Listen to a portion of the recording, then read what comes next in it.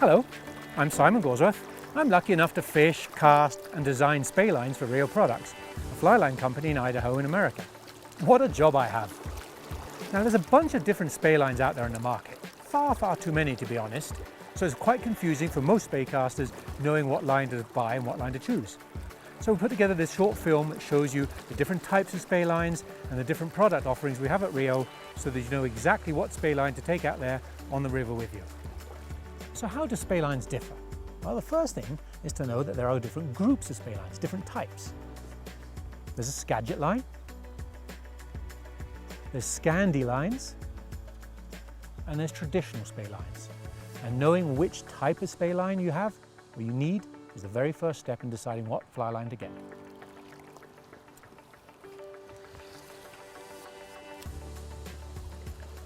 Skagit lines are short, heavy lines with a really thick front end, and they're usually in the form of a shooting head. Skagit lines are very easy to cast, and they are perfect for throwing sinking tips and big flies. And almost always a Skagit line requires a tip at the front end, whether it's floating or sinking. Scandi lines, short for Scandinavian, are also shooting heads, just like Skagit, but unlike Skagit, they feature very long, fine front tapers, and they are beautiful lines to cast. They're great for small flies and presentation, but unlike a Skagit line, they don't need any kind of tip on the front end. You can just put your head on, put your tapered leader on and a fly, and fish it like that. Finally, traditional lines. Traditional lines are longer head Spey lines with long front tapers, usually integrated into a running line of its own at the back. They're a little harder to cast, they require more room behind the caster to form the D-loop, but the one strength of the traditional Spey lines is that they require less stripping in at the end of each cast and much more fishing time as a result. Once you have decided on which type of line to fish, the next thing to do is to look at the length of the head. Not its actual length, but the relationship between the head length and the rod length. For example, if you have a 15-foot rod and you have a 45-foot head, that's 3 times the rod length. On an 11-foot rod, that 45-foot head is going to be 4 times the rod length, a different ratio. So the ratio is the important part about the head length. Now, short ratios are very good in a number of reasons. They're easy to cast, they're great on smaller rivers, and they're particularly useful when you're tight to obstructions behind you. The long ratios, like 5 times the rod length or 6 times the rod length, are much harder to cast, require more room behind you. But the big advantage is that at the end of each cast, you have far less line to strip, and so you're fishing much more efficiently. So those are your 2 things to look at when you're starting off right at the very beginning of choosing your Spey line. Choose your line type and choose the ratio that is most comfortable for you. Now, let's take a look at the individual lines we make at Rio and tell you each line and what its best application is when Spey fishing. At Rio, we offer 2 different types of Skagit head. We have the Skagit Max, which is a full floating Skagit head, easy to cast, powerful front end, throws sink tips and big flies real easy. And we have the intermediate base Skagit I-Flight. And the intermediate Skagit line is a great line for slower swings, for deeper swings, and also ideal in windy conditions. Both these lines are built on our ultra low stretch Connect core, which is very easy to cast and ultra sensitive throughout the swing. For shorter rods, 13 feet and less, switch rods and single-handed rods, there's a short series within those 2 categories.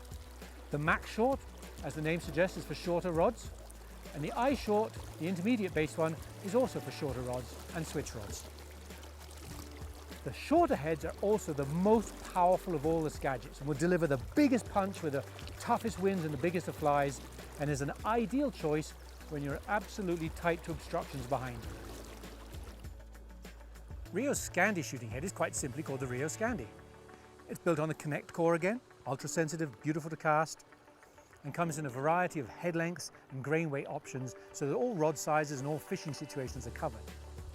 And just like the Skagit lines, when you're fishing the shorter Spey rods of 13 feet and less, and the switch rods and single-handed rods, go with those short heads and use the longer head lengths on those Spey rods that are longer than 13 foot. A more versatile Scandi option from Rio is called the Scandi body.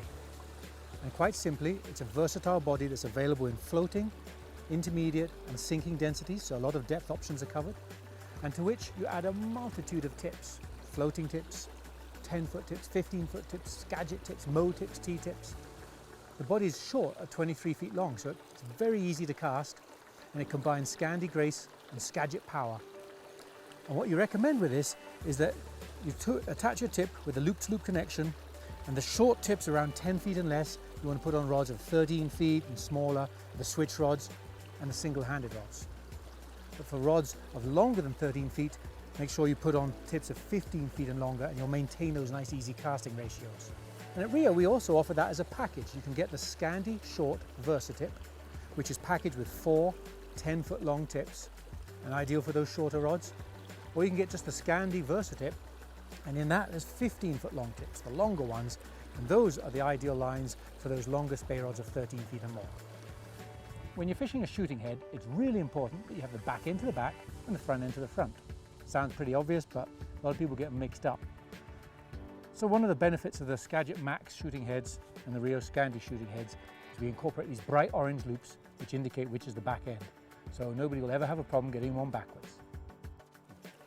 As far as traditional Spey lines go, Rio offers 3 options. We have the short head Spey, the uni Spey and the power Spey. Now the short head Spey has a short head length between 40 and 50 feet, and it's a great line for people transitioning from Skagit and Scandi lines to those slightly longer belly lines. The uni Spey has a head length between 50 feet and 64 feet, and then the power Spey has the longest head length of all, between 64 and 72 feet. It's a great line because you don't need to do a lot of stripping. You make casts of up to 100 foot long without pulling any line in, so they're very efficient casting tools. So within that traditional Spey line family, all those ratios and head length options are covered by those 3 Spey lines. One of the latest developments in Spey gear are things called switch rods, just short two-handed Spey rods. And to complement those, we have 2 switch lines. Now, truth be told, you can quite easily use those short Skagits we talked about earlier, or the short Scandis. But if you want a line specifically designed for switch rods, these are the 2 options. The first one is the regular switch line. It's a line with a long head around 55 feet, so you can mend and throw big mends and control the fly at long range. It's a versatile line. You can quite easily Spey cast with it, or pick it up and overhead cast with it. And it's great for throwing indicators and fast sinking tips. The second option is Rio's Switch Chucker. Now this is a short head switch line with a head of only 25 feet in length and lots of power at the front end. Very, very easy to cast. The short head and power is great for throwing indicators and nymphs, for streamers and sink tips. It's extra easy to cast because of the short head and all the weight, and it's particularly useful for when you're fishing tight to obstructions behind you. So in summary, first choose your line type, Skagit, Scandi or traditional. And then choose the ratio of head length to rod length that you are most comfortable with and that is most suitable for where you're going to fish. And remember that generally for rods of 13 feet and longer, go for the bigger ratios, and for rods of 13 feet and less, just go for the shorter heads. I like to think of Spey lines as golf clubs. You don't golf with a single club, and equally most Spey casters shouldn't Spey cast with a single Spey line. You're just not going to have the right tools for every application you come across. If you enjoy this short film and you want to know more information about Spey casting and Spey lines in particular, on the Rio website there's a section called Spey Central.